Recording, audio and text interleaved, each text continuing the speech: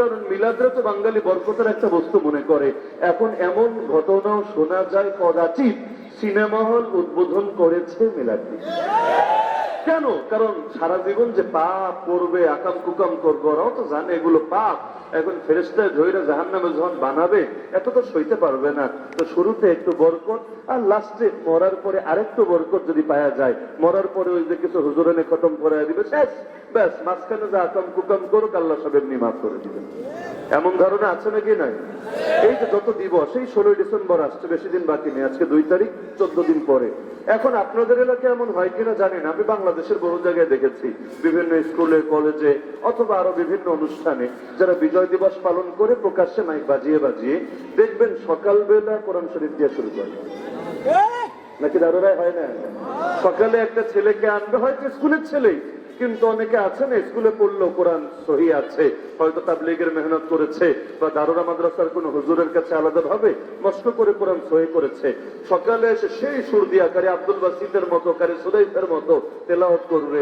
ওর একজন এসে বঙ্গানুবাদ বাংলায় অনুবাদ করে শোনাবে, আর একজন এসে 2-3টা গজল গাইবে। মাশাআল্লাহ, খুব বরকতময় সকাল। এরপর শুরু হবে বাংলা গান, হিন্দি গান, আরো কত রকমের গান।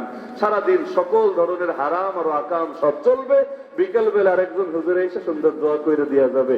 শুরুতেও যেহেতু আল্লাহর নাম নিছে, লাস্টেও যেহেতু আল্লাহর নাম নিছে, বিসমিল্লাহির রহমানির রহিমও আছে, ওয়া আখিরু দাওয়ানা আলহামদুলিল্লাহি রাব্বিল আলামিনও আছে। মাঝখানে যা করেছে সব অটো মাফ হয়ে যাবে। কেমনটা হয় নাকি হয় না? হয়। এগুলো তো এই দেশেরই কথা। আমি তো আর মঙ্গল গ্রহ থেকে আসি নাই যে সেই দেশের কারগুজারি শোনাচ্ছি আপনাদেরকে। তো এখন ইমাম চলবে মুক্তাদির কথায় না, মুক্তাদি চলবে ইমামের কথা।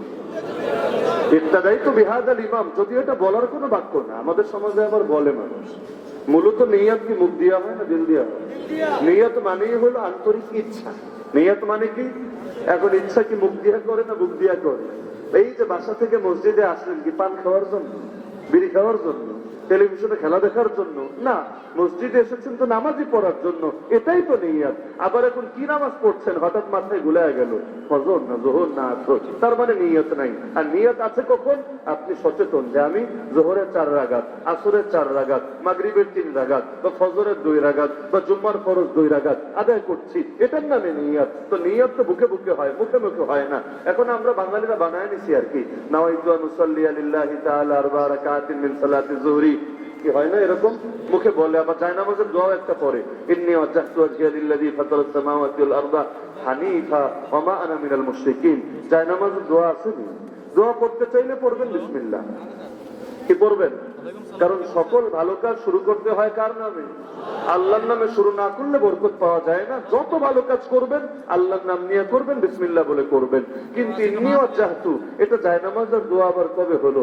এই দোয়া নবীকে একদিনও করেছেন, জায়নামাজ বিছাতে গিয়ে সাহাবীরা করেছেন, তাবেঈরা করেছেন, তাবেঈরা করেছেন। যখন যেটা পড়া দরকার সেটার খবর নাই, আর যখন যেটা পড়া দরকার না এটা নিয়ে বহুত খবর আছে আমাদের। উযুর কোন অঙ্গ ধুইতে কি দোয়া, এটি বাচ্চাকালে আমরা মুখস্থ করছি। আপনাদের জেনারেশনে আছে কিনা আমি জানি না।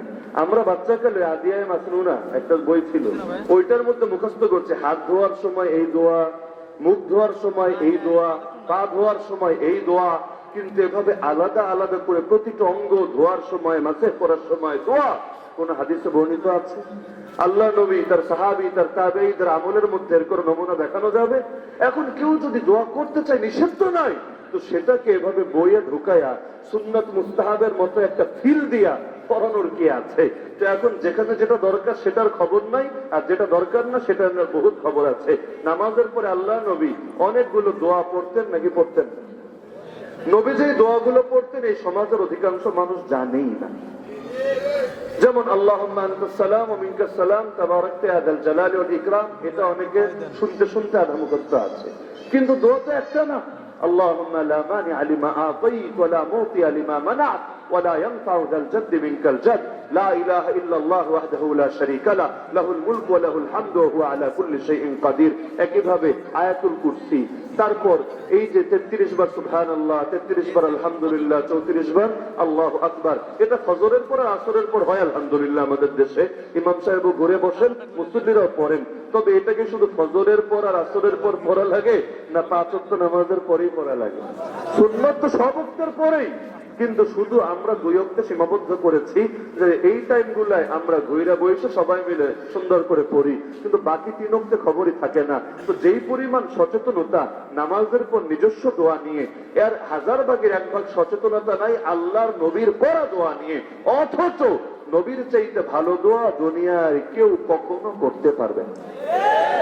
কোথায় নবীর দোয়া আর কোথায় আমার আপনার মতো সাধারণ মানুষের দোয়া? তো বরকত বেশি থাকবে কি আমার দোয়ায় না নবীর দোয়ায়?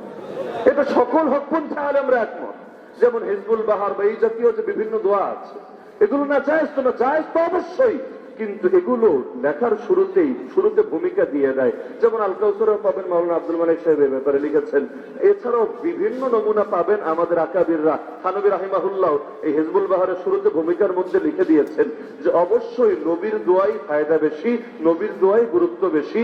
নবীর দোয়ার চাইতে অন্য কোন দোয়ায় সাময়িক যদি ফলাফল বেশি দেখাও যায়, তারপর রহমত, বরকত, নুসরত অবশ্যই নবীর দোয়ায় সবচাইতে বেশি। তো সমাজ তো সব লাইনে খালি উল্টাই চলে আর উল্টাই চলে। আর কেয়ামতের একটা আলামতি বটে, কেয়ামত যত ঘনিয়ে আসবে সমাজে উল্টো চলার হার তত বেশি বাড়তে থাকবে। যেমন আল্লাহ রাসূল সাল্লাল্লাহু আলাইহি ওয়াসাল্লাম বলেছেন, মানুষ বন্ধুকে কাছে টানবে, বাবাকে দূরে সরিয়ে দিবে। আদনা সাদিকাহু ওয়া আফসা আবাহু, মানুষ বউয়ের কথা শুনবে, মায়ের সঙ্গে বেয়াদবি করবে, এমনকি এমন গুরুতর আচরণ করবে।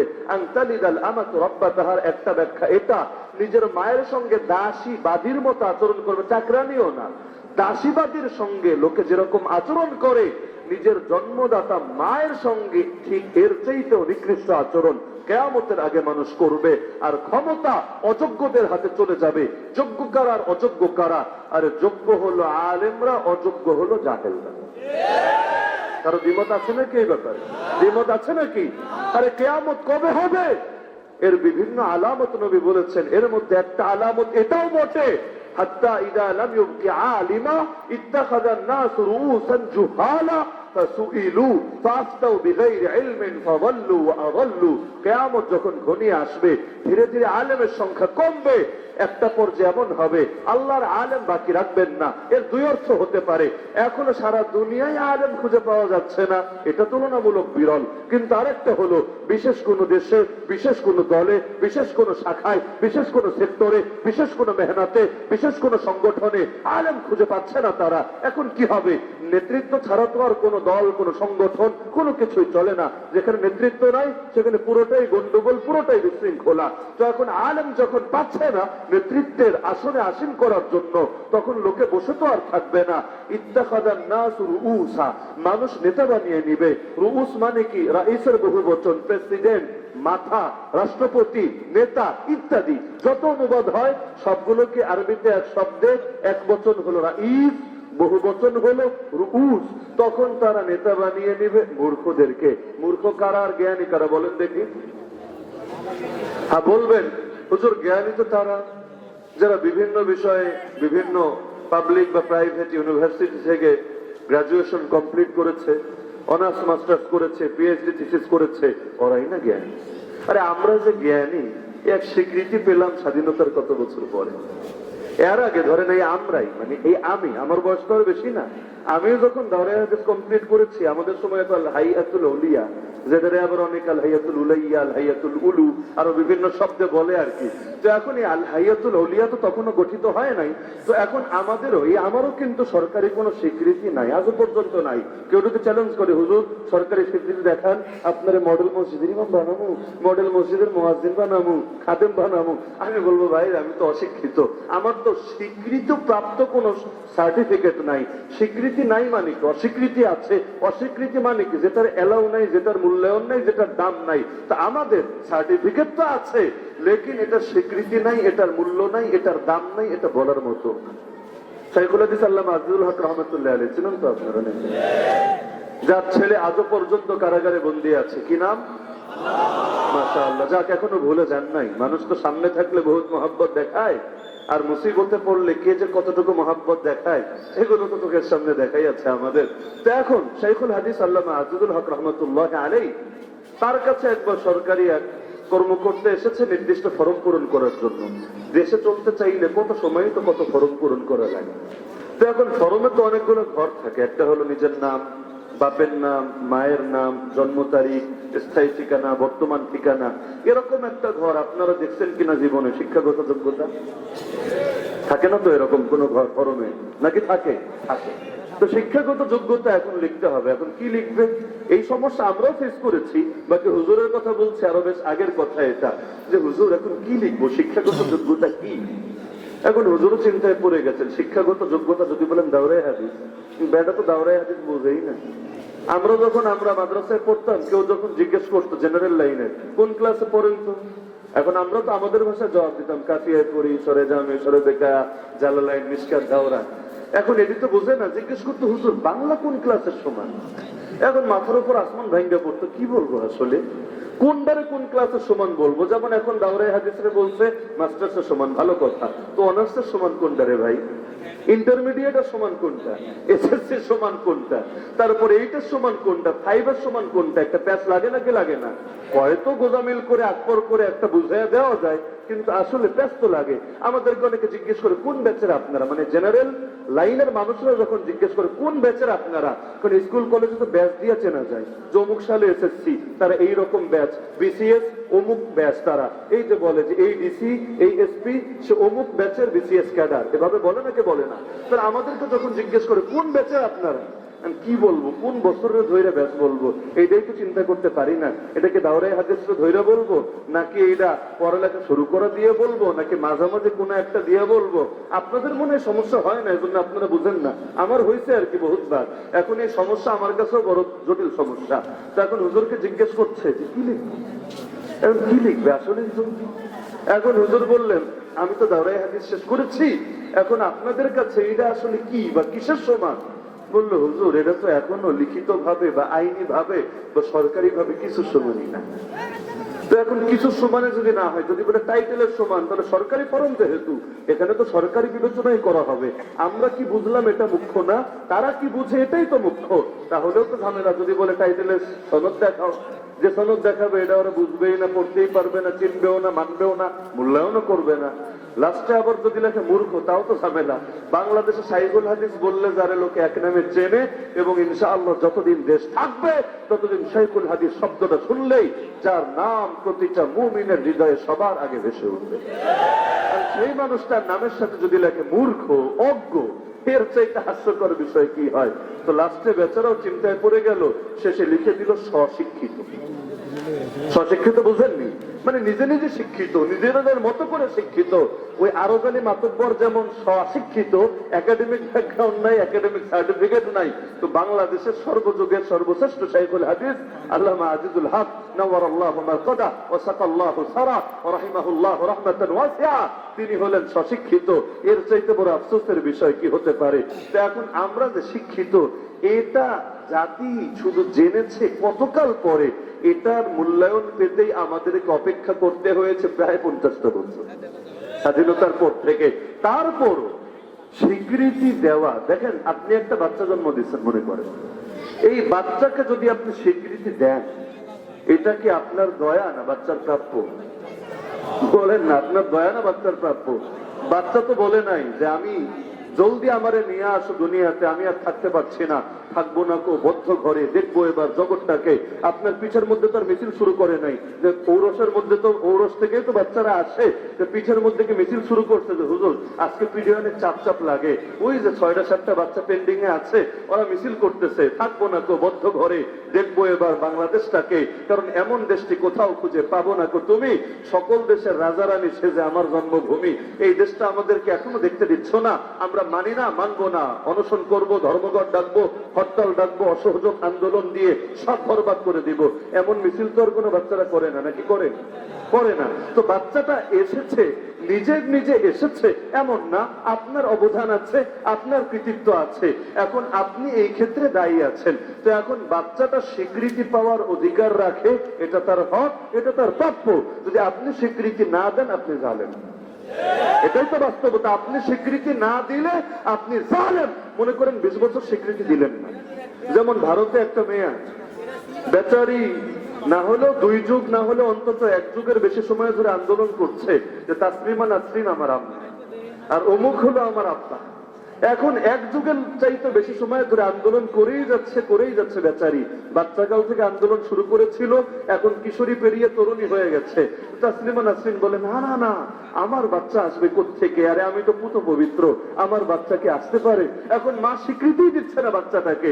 বেচারি কোর্টে কোর্টে নেতা খেতার কাছে দৌড়াতে দৌড়াতে জীবনটারই তেজপাতা বানিয়ে ছাড়ছে।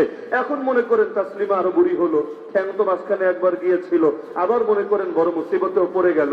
তো এখন বেচারি বললো, ঠিক আছে এটারে মাইনা নিলাম, বুড়ি যেহেতু হয়েছি, দিন যেহেতু শেষ, এখন কি কেউ তাকায় আর কেউ কি আমার দাম দেয়? তো এখন ঠিক আছে মাইয়াটা নিয়ে বাকি জীবন কাটায় দেই, নাতি নাতির মুখ দেখি, বাচ্চা কাচ্চা নিয়ে থাকতে বুড়া মানুষের ভালোই লাগে। এখন মনে করেন দীর্ঘকাল পরে বেচারি গিয়ে স্বীকৃতি দিল, এটা কি দুনিয়া তারে বাহবা দিবে, নাকি আরো উল্টা বলবে তোর এই স্বীকৃতিটা আরো আগেই দেওয়া দরকার ছিল?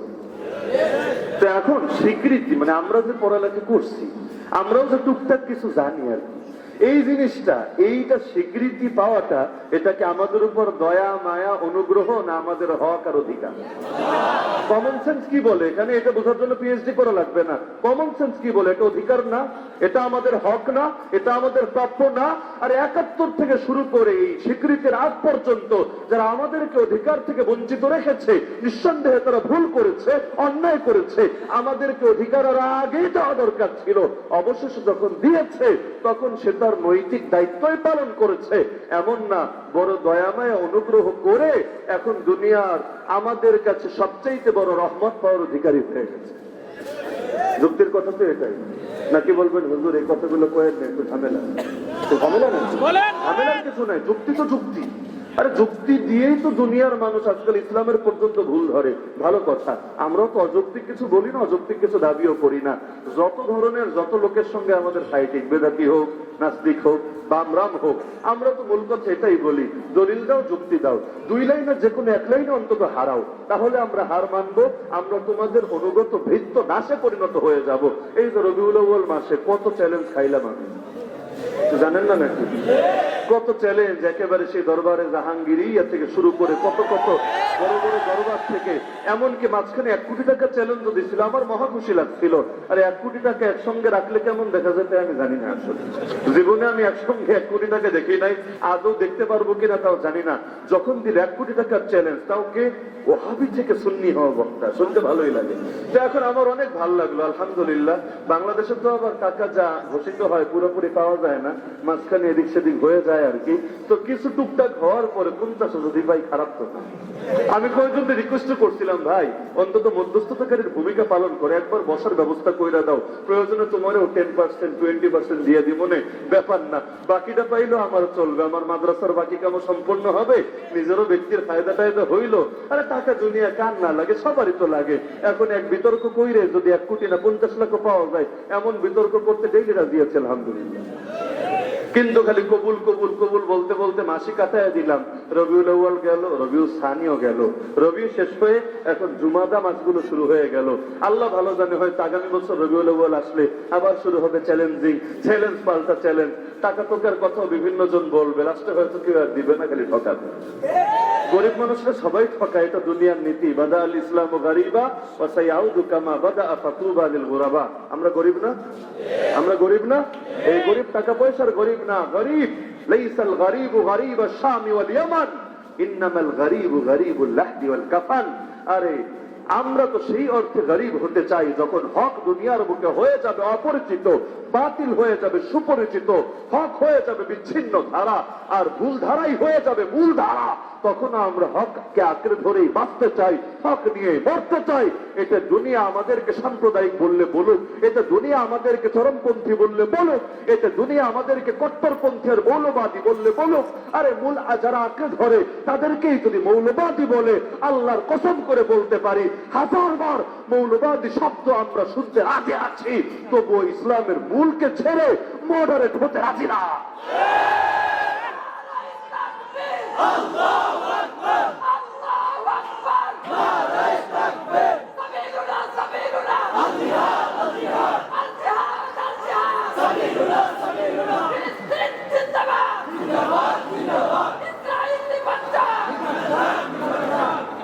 মাশাআল্লাহ, আলেম মানে জ্ঞানী। কিন্তু শাব্দিক অর্থ দিয়ে আসলে আলেম বোঝানো যায় না, এজন্য আমার এত উদাহরণ দিয়ে ব্যাখ্যা ট্যাখ্যা করে বোঝাতে হচ্ছে।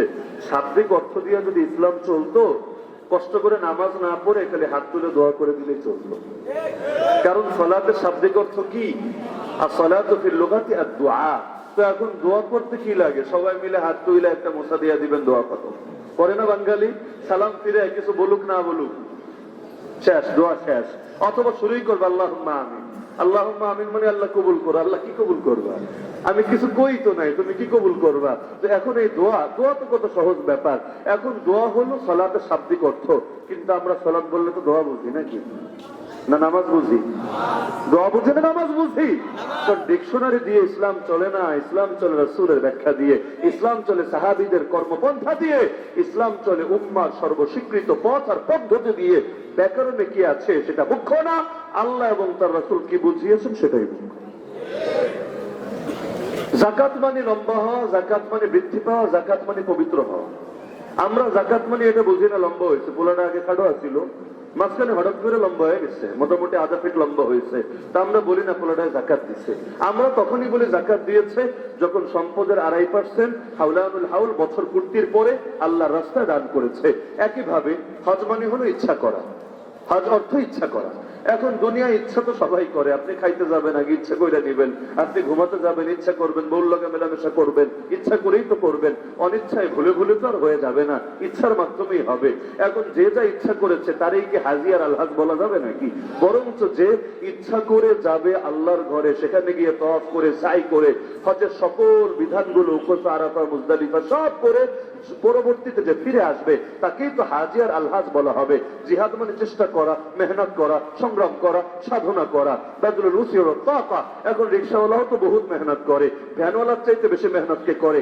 মাটি যারা কাটে ওরা যেই পরিমাণ কষ্ট করে, আমি হুজুর সারা জীবনে এত কষ্ট হয়তো করি নাই। তো এখন যদি কষ্ট এই অর্থকে দেখেই জিহাদ আর মুজাহিদ চিনতে হয়, যারা মাটি কাটে এদের চাইতে বড় মুজাহিদ কে আছে? কিন্তু জিহাদ বলতে আমরা এটা বুঝি না, মুজাহিদ বলতে এদেরকে বুঝি না, বরং সবগুলোর আমরা সরেই অর্থ বুঝি। হিজরত মানে ত্যাগ করা। তা আপনিও তো জীবনে কত কিছু ত্যাগ করে বসে আছেন। হয়তো আপনার চালাতে মনে হচ্ছে আইফোন, আপনি কিনে রেখেছেন এমনি একটা ওই ওয়ালটন। তো এখন আইফোনের জায়গায় ওয়ালটন কিনে রেখেছেন, টাকা হয়তো আছে। এই যে ত্যাগ করেছেন, ত্যাগের মানসিকতা নিয়ে বেড়ে উঠেছেন।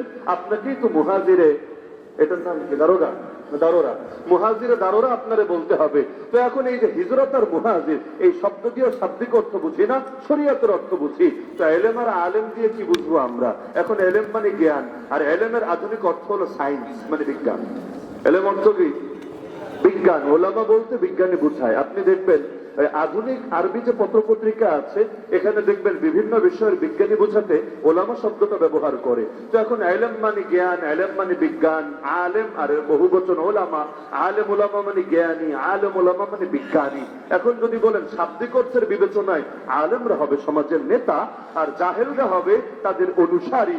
বলবেন হুজুর সমাজ তো ঠিকই আছে, কারণ যারা নেতৃত্ব দিচ্ছে তারাও তো জ্ঞানী বটে। এসএসসি পাস করুক আর এইচএসসি পাস করুক, অথবা বিসিএস দিয়ে ক্যাডারই হোক, তারা তো নেতাই বটে, জ্ঞানীও বটে। তাহলে হাদিসের সঙ্গে সংঘর্ষটা কোথায় বেঁধেছে? এমন চিন্তা আছে নাকি কারো মধ্যে? জ্ঞানী আবু জাহালও ছিল, সন্দেহ নাই।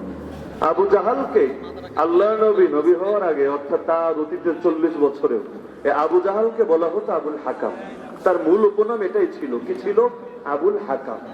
এখন যার যেটা নাম, সেই নাম তো অস্বীকার করা যায় না। আমাদের সিলেটে এক ব্যক্তি আছে, নির্বাচনেও দাঁড়িয়েছিল গতবার, এবার দাঁড়িয়েছে কিনা আমি জানি না। বেচারার নামটা আমার মুখে আনতে শরম লাগে। নাম হলো নুনু ভাই। এখন তারে নিয়ে মিছিল করে, আপনার ইউটিউবে সার্চ করলে হয়তো পাবেন।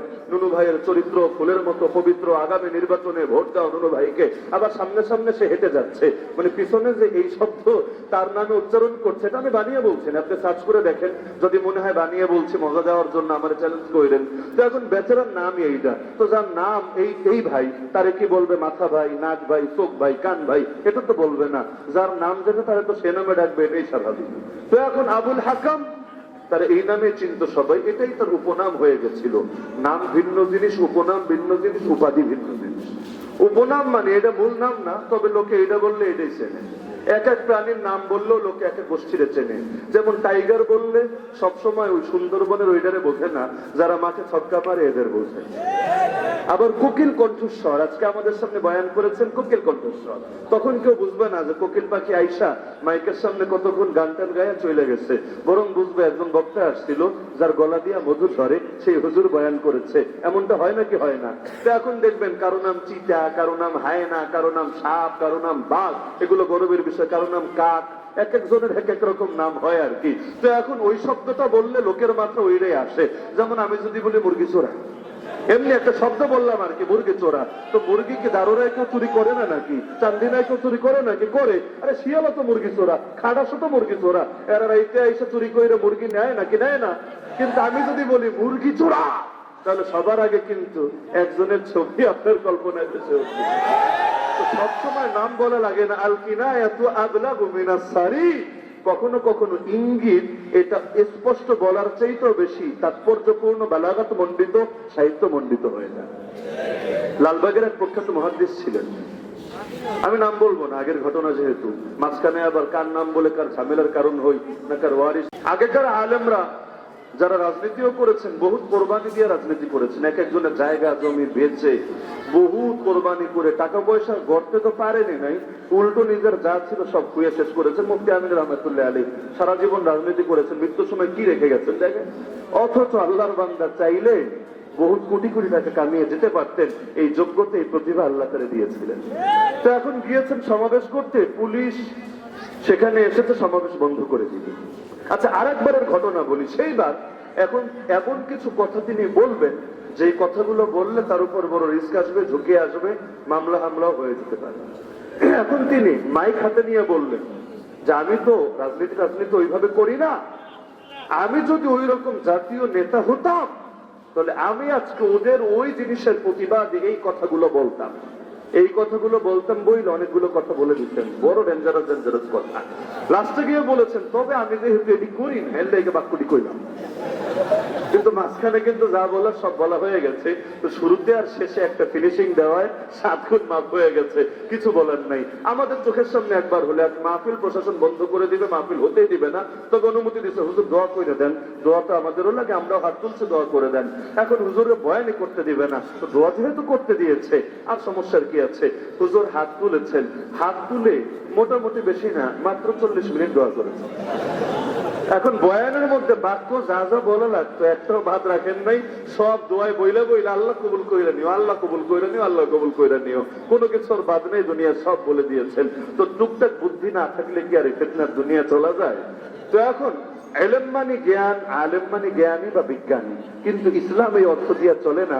ইসলাম জ্ঞানের বিশেষ একটা অর্থ বোঝে, সে অর্থ বুঝতে চাইলে আবু জাহাল নামটাই যথেষ্ট। আবুল হাকাম মানে মহাজ্ঞানী, এতকাল তাকে আবুল হাকামে বলা হয়েছে, কত কবিতাও তাকে নিয়ে রচিত হয়েছে, আবা হাকামিন ওয়াল্লাতি লাউ কুনতা শাহিদা। কিন্তু ইসলাম এসে তারে আবুল হাকাম বলে নাই, নবী তারে আবুল হাকাম বলেন নাই, কি বলেছেন? আবু জাহাল। আবুল হাকাম মানে মহাজ্ঞানী, আর আবু জাহাল মানে মহামূর্খ। এক হলো না ভিন্ন হলো? এতকাল যারা লোকে চিনত মহাজ্ঞানী বলে, আপনি এবার তারে এসে বললেন মহামূর্খ। ধরেন এতকাল লোকে যারা চিনত সবচেয়ে সাহসী বলে, যেমন সবাই চিনত বাঘ বলে, আপনি এসে নাম দিলেন শিয়াল। উল্টো হবে নাকি হবে না? মানুষ মাইন্ডে নিবে নাকি নিবে না? তা আবুল হাকামরে আবু জাহাল বলে রাগ করবে না? অবশ্যই করবে। তার মন ভাঙবে না? অবশ্যই ভাঙবে। এখন বলবেন হুজুর মন ভাঙা মসজিদ ভাঙা তো সমান। ভারতে এক হুজুর ফতোয়া দিচ্ছে, আমি নাম বলবো না, ভারতের মুসলমানদের জন্য গরু কোরবানি করা হারাম। এমনকি কোন অমুসলিমকে কাফের বইলা ডাকাও হারাম। কিসের জন্য? যে গরু হইল ওদের আম্মা, গাভী হইল আম্মা আর কি, আর আম্মার স্বামী যেহেতু, গরু হইল আব্বা। এখন এগুলার মুতো খায়, গোবর টোবর তো খায়, আরো বহুত কিছুই করে। যদিও মাঝে মধ্যে আবার দেশের বাইরে পাচার করে, চিল্লা খায়, লবণ লাগাইয়া একেবারে গোস্ত এই করে সারা দুনিয়া রপ্তানি করে। সেই সৌদি যান, মিডিল ইস্টে যান, এই ভারত থেকে রপ্তানি করে গোস্ত খাবেন আপনারা, সেখানে পাওয়া যাবেন। তাহলে দেখবেন যেই মায়ের এত সম্মান দেয়, মায়ের মুদ্রা পর্যন্ত খায়, সেই মায়ের আবার কাইটা কইটা প্যাকেট কইরা আরেক দেশে পাঠায় দেয়। এটাকে সম্মান হইলো নি, ধান্দা হইলো। তো যাই হোক, তারপর তিনি বলেন যেহেতু তারা মা মনে করে, আর মুসলমান যদি মায়ের গলা কাটে তো সন্তান কষ্ট পাবে নাকি পাবে না? আরে বলে না, পাবে নাকি পাবে না? যেহেতু এতে তাদের মনে কষ্ট আসবে, আর মন ভাঙা আর মসজিদ ভাঙা সমান, সুতরাং ভারতের মুসলমানদের জন্য গরু গাভী জবাই করা হারাম, হারাম, হারাম। নাউজুবিল্লাহ বলবেন না? নাউজুবিল্লাহ বলবেন না? তো ইসলামের যেই কাজই করেন শয়তান খুশি হবে না বেজার হবে? এই যে আমরা আজান দিই, একটু পরে আজান হবে, শয়তান কি খুশি হবে না বেজার হবে? অনেক বেশি বেজার হবে। তো এখন যদি বলেন হুজুর শয়তানের মন ভাঙে কি উচিত হবে? যতই হোক ও তো জিন জাতির অন্তর্ভুক্ত, ওর মন ভাঙলে ও কষ্ট পাবে না? এখন ওর মন না ভেঙে ইসলামের উপর আমল করার কি বা উপায় আছে? তো বলছিলাম আবু জাহাল মানে মহামূর্খ, আবুল হাকাম মানে মহাজ্ঞানী। তো নাম উল্টে দেওয়ায় কষ্ট পেয়েছে নাকি পায়নি? তারপরও এই নামে তাদেরকে সেই যুগেও ডাকা হয়েছে, এখনো ডাকা হচ্ছে। কেন? ইসলাম আমাদেরকে এটা বুঝিয়ে দিয়েছে যে জ্ঞান দিয়ে আল্লাহ চেনা যায় না, যে জ্ঞান দিয়ে রাসূল চেনা যায় না, যে জ্ঞান দিয়ে হক বাতিলকে আলাদা করা যায় না, যে জ্ঞান দিয়ে মানুষ নিজেকে জাহান্নাম থেকে বাঁচিয়ে জান্নাতের পথে চালাতে পারে না, যে জ্ঞান দিয়ে যে খাওয়ায় যে পড়ায় তার অস্তিত্ব আর তার একত্বই স্বীকার করতে পারে না, সেই জ্ঞানকে ইসলামের চোখে কোনো জ্ঞানই বলা যায় না। যেমন কাদিয়ানীদের নাম আহমদি মুসলিম জামাত, বড় সুন্দর নাম আহমদি। আমার নবীর একটা নাম আহমদ, আহমদি মুসলিম জামাত। আপনারাও কি এই নামে ডাকবেন? যারা আহমদি মুসলিম জামাত, আপনি কি বলবেন? আপনি বলবেন গোলামি কাফের জামাত। কারণ ওর আসল নাম তো গোলাম আহমদ, শুধু আহমদ তো না। তো এখন গোলামের অনুসারী হিসাবে গোলামি, আর যেহেতু মুসলমান না সুতরাং কাফের। জামাত মানে দল, তো ঠিক আছে শব্দ রাখলাম, কিন্তু আপনারা তো আর আহমদি মুসলিম বলবেন না, বলবেন গোলামি কাফের। কারণ ব্রিটিশের গোলাম, ব্রিটিশের নুন খেয়েছে, ব্রিটিশের গুণ গেয়েছে। হিজবুত তাওহীদ মানে তাওহীদের দল, একত্ববাদের দল। আর যারা একত্ববাদের দল তারাই আল্লাহর দল, তারাই রাসূলের দল। আপনারা কি হিজবুত তাওহীদকে হিজবুত তাওহীদই বলেন নাকি হিজবুত শিরিক বলেন? আল্লাহর দল বলেন না শয়তানের দল বলেন? তো কে নিজেকে কি নাম দিল সেটা বিষয় না। অনেকে নিজের নাম দেয় সুন্নি, আপনারা দেখেন বেদাতি। নাকি এমনটা হয় না? এখন সে তো নিজের বেদাতি বলে না। কোন বেদাতি নিজের জীবনে বেদাতি বলছে? এমন একটা পাগল পারলে আমরা দেখায় বলে না, ওরা উল্টা আমগুড়ে বলে বেদাতি। আমরা কেন করি না এজন্য বেদাতি, আর ওরা করার পরও ওরা খাঁটি নবীর আশেক আর খাঁটি নবীর অনুসারী। তো বৃক্ষ তোমার নাম কি? বৃক্ষ তোমার নাম কি?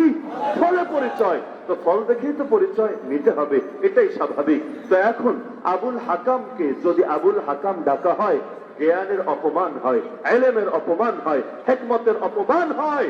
আর মুসলমান কখনো ইসলামের বা দ্বীনের পবিত্র শব্দগুলোর অপমান সয়ে নিতে পারে না। তাই ওকে আবুল হাকাম বলে নাই, বরং বলেছে আবু জাহাল। একইভাবে এই যুগে যারা বহুত লাইনে পাশ করেছে, পাশ করে ধরেন বড় বুদ্ধিজীবী হয়ে গেছে, বুদ্ধি বেচে খাইতে খাইতে মাথার চুলো সব ফেলে দিচ্ছে, মাথার টাকুড়া একেবারে মিরপুর চান্দু স্টেডিয়াম হয়ে গেছে। এখন এই রকম বড় বড় বুদ্ধিজীবীদেরকে আপনারা কি আলেম বলবেন না জাহেল বলবেন? অথচ আলেম মানে কিন্তু জ্ঞানী, জাহেল মানে মূর্খ। বুঝছেন? আসলে কিন্তু মূর্খ না, বহুত জ্ঞান, বহুত জ্ঞান। কিন্তু তারপরও এদেরকে ইসলামের দৃষ্টিতে আলেম বলবো না জাহেল বলবো? আর কি বলবো? আল্লাহ নবী জানিয়েছেন যখন আলেম থাকবে না তখন মানুষ জাহেলদেরকেই নেতা বানিয়ে নেবে। সেই যুগ কি আগামীতে আসবে না ইতিমধ্যে এসে গেছে? আগামীর অপেক্ষায় আছি আমরা। আরে কিয়ামতের আলামত আসবে, এরপর তওবা করে মানুষ হব। আজকে যে ভূমিকম্প হলো বাংলাদেশে, এটা কিয়ামতের আলামত না তো কি পারলে বলে না? আল্লাহ নবী জানান নাই যখন 15 ধরনের গুনাহ সমাজে ব্যাপক হবে তখন অনেকগুলো আযাব নেমে আসবে। এর মধ্যে একটা হলো ব্যাপক ভূমিকম্প হতে থাকবে। আর ভূমিকম্প গুলো আসে, আরে মানুষের গুনাহের কারণে জমিন কম্পন করে ওঠে। তবুও যদি মানুষ তার সুস্থ মস্তিষ্ক দিয়ে ভাবে, তবুও যদি তার চেতনা ফেরে, আল্লাহ তাআলা বিভিন্ন মুসিবত যেগুলো পাঠান একটাও জুলুম বশত পাঠান না। আমার আল্লাহ কখনোই বান্দার উপর জুলুম করেন না, করতে পারেন না। এটা আল্লাহ শানি না। ওমা আসাবাকুম মিন মুসিবা ফাবিমা কাসাবাত আইদিকুম। তোমাদের উপর যত মুসিবত আসে বান্দা, সব তোমাদের হাতের কামাই। তবে আমার বড় বড় অবাক করা একটা ব্যাপার লাগে যে দেখেন এই যে আমেরিকার উপর করোনার ধাক্কা যখন গেল, এমন দিন অতিবাহিত হয়েছে, আমরা তো তখন জেলে পত্রপত্রিকায় দেখেছি আর রেডিওতে শুনেছি, এক এক দিনও এমন গেছে একদিনে 5,500 মানুষ মারা গেছে। অথচ তাদের চাইতে কত বেশি ঘনবসতি বাংলাদেশে। এক একটা বস্তির মধ্যে আর কিসের শারীরিক দূরত্ব আর সামাজিক দূরত্ব? সামাজিক তো পরে, শারীরিক দূরত্ব মেনটেন করে তো সম্ভব না। যত দূরত্ব মেনটেন করা সব মেনটেন হয়েছে মসজিদের মধ্যে। এত হাত দূরে দূরে দাঁড়া, নইলে সব বইরে ভূতে হয়ে যাবি। তো মসজিদে যাওয়ার আগেও সব এক লগেই, মসজিদ থেকে বের হয়েও সব এক লগেই। আর হয়েছে বিভিন্ন সিটে, বাসে, প্লেনে, বিভিন্ন জায়গায় জামাই বউ হইলে এক লগে বইও না, বইলে করোনা ঢুকে যাবে। এমনি এক লগে শো ব্যাপার না, কিন্তু এখন এক লগে বইতে পারবা না, না হলে করোনায় মরে যাবে তোমরা। এমনটা হয়েছে নাকি হয় নাই? এখন করোনার ব্যাপারে বহুত সচেতনতা গ্রহণ করেছে অল্প কিছু ক্ষেত্রে, বেশিরভাগ জায়গায় আমাদের আসলে কোনো সচেতনতা ছিলই না। তারপরও দেখেন আমাদের বেশি মরেছে না ওদের বেশি মরেছে? অথচ অনেকে আশঙ্কা করেছিল বাংলাদেশ অর্ধেক খালি হয়ে যাবে। অনেকে হয়তো চিন্তাও শুরু করছিল অর্ধেক লোক যদি মরে যায় এদের বাড়ি গাড়িগুলোর কি হবে, ঢাকা শহরে কত বাড়ি খালি পড়ে থাকবে। চান্দিনায় থেকে আর কি লাভ, গিয়ে একটা গণিমতের মালের মতো ওই 71 সালে যেমন অনেকে জায়গা জমি দখল করছে, এমনি গিয়া দখল একটা করে নিব, ল্যান্ড ক্রুজার, প্যারাডো, হ্যারিয়ার, এই গাড়িগুলো কেনা লাগবে না, এমনি রাস্তাঘাটে পাইয়া যাব। কিন্তু আলহামদুলিল্লাহ তেমন কিছুই হয় নাই। এটা কি আল্লাহর দয়া না? এটা কি আল্লাহর অনুগ্রহ না? আরে আপনাদের কথা রাখেন, আমরা যারা কারাগারে ছিলাম কি এর দূরত্ব রে ভাই? এক রুমের মধ্যে বসা যায় না এরকম জায়গায়, এতগুলা মানুষ একসঙ্গে গাদাগাদি করে, কখনো আরামে এমনি শুয়েছে তো শুয়েছি, কাইট হয়েছে শুয়েছি, কাইট থেকে চিত হওয়ার আর সুযোগ নাই, আর একজনের শরীরের উপরে উঠে যাব। এভাবে যে মাসের পর মাস কাটাতে হয়েছে, তাও দেখে বোঝা যাচ্ছে, টেস্টের তো আর ব্যবস্থা নাই, দেখে বোঝা যাচ্ছে আল্লাহর বান্দার করোনার সব আলামতি মজুদ আছে। যা কিছু লাগে একটাও বাদ নেই, সব মজুদ আছে। তাই বলে নিজের ভাইরা ফেলে দিবেন নাকি আর একজনের কাছে? এটা তো সম্ভব না। এখন আরে আমার ভাই সুস্থ হলেও আমার ভাই, অসুস্থ হলেও আমার ভাই, মরলে একসাথেই মরবো, তাই বলে এই মুসিবতের হালতে ভাইকে ফেলে দেবো নাকি? তো এখন আলহামদুলিল্লাহ এই হাতগুলো দিয়ে তো আল্লাহ তাদের খেদমত করিয়েছেন। এভাবে একটা বছর কেটেছে, আল্লাহ সাক্ষী, করোনা হওয়া দূরের কথা, আমার একটা কাশিও হয়নি পুরোটাই। তো মালিককে, অথচ জেলখানায় ভ্যাকসিন দেওয়া হয়েছে সবার শেষে। যখন বাংলাদেশে সবারটা দিয়ে মোটামুটি মানুষ শেষ, ভ্যাকসিন বাকি, কি করবে? তো জেলখানায় পাঠায় দে, সবাই দিয়ে আনুক। আমি জেল থেকে বের হওয়ার অল্প কয়েকদিন আগে জেলে মাত্র ভ্যাকসিন ঢুকেছে, অথচ আমরা যখন জেলে যাই তার আগেই বাংলাদেশে করোনা দিয়ে ভরে গেছে। তাহলে যেই টাইমে ভ্যাকসিন গেছে রাগ কইরে অনেকে দেয় নাই। পুরো কাহিনী শেষ, খেলা শেষ, এখন আসতো তুমি আমার হাতে বল ব্যাট দিতে। এর চাইতে হাস্যকর বিষয় কি হয়? এখন আমাদের এসে হুমকিও দিচ্ছে, এই হুজুররা আপনারাই তো বেশি বাড়াবাড়ি করছেন, ভ্যাকসিন দিচ্ছেন না, ভ্যাকসিন না দিলে কিন্তু জামিন হইলেও বাইরে হইতে দিব না। আমরা বলেছি ঠিক আছে জামিন হোক, তারপর দেখবো না কয়েকদিন মাগনা মাগনা ডাইল ভাত খাওয়াও, তোমাদের খাওয়াইতেও টাকা লাগে, তো ভ্যাকসিন দিব না, বাইর না করলে নাই। এখন বের না করে কি উপায় আছে? বের ঠিকই করেছে। তো এই যে ব্যাপকভাবে করোনা ছড়ানোর পর আলহামদুলিল্লাহ তেমন কিছুই হয়নি। যে মাত্রার ভূমিকম্প আজকে বাংলাদেশে হয়েছে, আজকে আপনাদের এলাকায় হয়েছে নাকি? ঢাকায় যারা ছিল, আমিও ঢাকায় ছিলাম, আরো যারা আজকে ঢাকায় ছিল একটু জিজ্ঞেস করে দেখেন কি পরিমাণ কান্নাকাটি, শোরগোল। আরে অনেকজন জানিয়েছে, উস্তাদ ক্লাসে পড়াচ্ছিল, আল মিকাত মাদ্রাসার এক উস্তাদ জানালো নারায়ণগঞ্জের, ছাত্ররা চিৎকার করে কাঁদতে কাঁদতে তারা এসে কয়েকজন জড়িয়ে ধরেছে, ভেবেছে এখানেই মারা যাবো, লাশ হয়ে যাব। মানে শেষ মুহূর্তে আবেগকে আর কন্ট্রোল করতে পারছিল না, এত ভয়ঙ্কর পরিস্থিতি হয়েছে। কিন্তু বিল্ডিং কয়টা ভাঙছে? অথচ এই মাত্রার ভূমিকম্প হয়ে পৃথিবীর অনেক দেশে এক এক শহর তছনছ হয়ে যায়। আমার কাছে কেন যেন মনে হয় এগুলো এখনো পর্যন্ত এই দেশে এই যে হাজার হাজার মাদ্রাসা আছে, মাদ্রাসাগুলোর মধ্যে মাসুম বাচ্চাগুলো রাতের বেলা উঠেও যখন দুনিয়ার লোকেরা ব্যাপকভাবে লুকিয়ে লুকিয়ে পাপে মেতে থাকে, উঠে আল্লাহর সামনে জায়নামাজটা বিছিয়ে কাঁদতে থাকে, কোরআন তেলাওয়াত করতে থাকে, তাদের তেলাওয়াতে, তাদের তাসবিহে, তাদের সালাতে, আর গোটা জমিনের মধ্যে অন্য ধরনের পরিবেশ হতে থাকে। এগুলোর অবদান, ওমা কান আল্লাহু লিউআযযিবাহুম ওয়া আনতা ফীহিম ওমা কান আল্লাহু মুআযযিবাহুম ওয়া হুম ইস্তাগফিরুন। কোরআন বলেছে যতদিন মানুষ ইস্তেগফার করবে, ক্ষমা প্রার্থনা করবে, আল্লাহ আযাব দিয়ে সবাইকে ধ্বংস করবে না। আর এই ছাত্ররা তো সেই ছাত্র যাদের জন্য গর্তের পিঁপড়া থেকে শুরু করে সমুদ্রের মাছ পর্যন্ত, জল আর স্থলের প্রতিটা প্রাণী, প্রতিটা মাখলুক দোয়া করতে থাকে। শুধু তাই না, আসমানের ফেরেশতারাও এদেরকে দেখলে সম্মান দিতে গিয়ে এক ব্যাখ্যা অনুসারে ডানা বিছিয়ে দেয়, আর এক ব্যাখ্যা অনুসারে ডানা মেলে মেলে উড়ে যায় না, ডানাটা গুটিয়ে নেয় সম্মানার্থে। আর যাদের জন্য দোয়া করে জল আর স্থলের প্রতিটা প্রাণী যাদেরকে সম্মান দেয়, কুল কায়নাত, এমনকি আসমানের ফেরেশতারাও দুনিয়ার 2 পয়সা নাস্তিক আর বামরাবরা তাদেরকে মূল্য দিলেও কিছু আসে যায় না, না দিলেও কিছু আসে যায় না। কিন্তু এরা যতদিন থাকবে এদের ওসিলায়, এদের বরকতে কোরআন থাকবে, আল্লাহর বরকতময় নাম থাকবে। আর যতদিন জমিন আল্লাহর নাম উচ্চারিত হবে, না আসমান ধ্বংস হবে, না জমিন ধ্বংস হবে, না ব্যাপক আযাব আসবে। আল্লাহ বারবার বারবার বারবার জাতিকে হেফাজত করবে। কিন্তু কয়েকজনের মাথায় থাকে এদের কারণে আমরা বড় দুর্যোগ থেকে, বড় মুসিবত থেকে বেঁচে যাই আলহামদুলিল্লাহ। আর এটা বুঝতে কি পিএইচডি করা লাগে? করোনায় বাংলাদেশের অধিকাংশ কওমি মাদ্রাসা খোলা ছিল, এটাই বাস্তবতা, খোলা ছিল। এই যে মাদ্রাসাগুলো খোলা ছিল, কয়জন ছাত্র মরেছে করোনায়? কয়জন? জুবায়ের আহমদ আনসারী রহমাতুল্লাহি আলাইহি, কোরআনের পাখি, বাংলাদেশের শ্রেষ্ঠতম একজন মুফাসসিরে কোরআন, তার জানাজায় যারা শরীক হয়েছিল, এত পরিমাণ কষ্ট তাদেরকে দেওয়া হয়েছে। 14 দিন পর্যন্ত ঘরগুলোকে সিলগালা করে রেখেছে। এমনকি যে অফিসাররা থানায়ও দায়িত্বে ছিল, দিনের মধ্যে সবাই বদলি করে দিয়েছে। যে এত লক্ষ লোক এই ভয়াবহ করোনা, এটা প্রথম ধাক্কার মধ্যেই এসে একত্রিত হলো। এখন কি হবে? 14 দিন পর পরীক্ষা করে দেখলো একজনেরও করোনা নেই। ভাবতে পারেন আপনি ব্যাপারটা? তো এটাকে কোনো কাকতালীয় ব্যাপার বা নিজের একটা থাকা দাবি মনে করেন না, বরঞ্চ বাস্তবতা এর পক্ষে জ্বলন্ত প্রমাণ। তো এখন জ্ঞানী কাদেরকে বলে? আরে দুনিয়ার মানুষ চিনতে ভুল করতে পারে, পিঁপড়াও চেনে, মাছও চেনে, আসমানের ফেরেশতারাও চেনে। তো জ্ঞানীরা যখন নেতৃত্ব দেয় না, জাহেলরা নেতৃত্ব দেয়। আর জাহেলরা নেতৃত্ব দিলে তখন আলেমদেরকে কারাগারেই দিন কাটাতে হবে।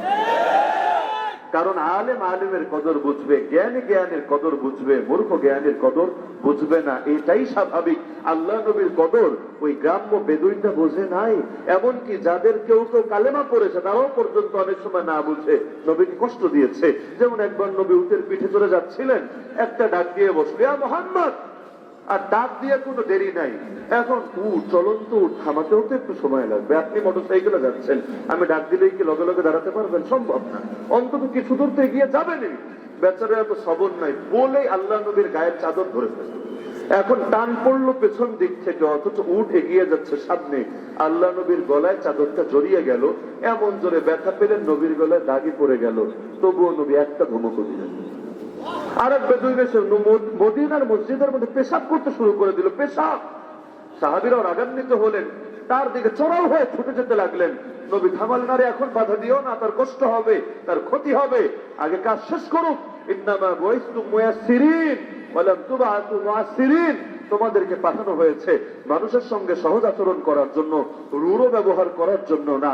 যখন পেশাব শেষ করেছে, নবী বললেন, আফরিগু আলাইহি দালওয়ান মিন মা, এখন গিয়ে এক বালতি পানি ঢেলে দিয়ে আসো। এরপর সেই আবু সাহাবীকে ডেকে বুঝালেন, দেখো এটা আল্লাহর ঘর, এটা জিকিরের জায়গা, ইবাদতের জায়গা, তিলাওয়াতের জায়গা, এটা এই সমস্ত কাজের জায়গা না। এই যে মহাব্বতের নমুনা, দুনিয়ায় কোথাও এটা দেখা যাবে? আল্লাহ রাসূল সাল্লাল্লাহু আলাইহি ওয়াসাল্লাম নেতা, আর এখনকার সমাজেও থাকে নেতা। আল্লাহ নবীর কাছে যে কেউ এসেও কষ্ট শেখায়াত জানাতে পারত, আর এখন রাস্তায় কষ্ট নিয়ে মরা মরা অবস্থা নিয়ে পড়ে থাকবেন। আইসিইউর রোগী, অ্যাম্বুলেন্সে আটকা। কিন্তু ভিআইপি যাতে ভিআইপি থাকেন, আটকেই থাকেন, মরলে মরেন গিয়া। আপনার জীবনের কি দাম আছে? ভিআইপির দাম আছে। কত বক্তার মাহফিল ছুটে ভিআইপির পেছনে সিরিয়ালে পড়ে। আমার নিজে ছুটেছে মাহফিলেরও পেরেশান, হুজুর ইজ্জত তো বাঁচে না, মাদ্রাসার বড় ক্ষতি হবে, জলদি আসেন না।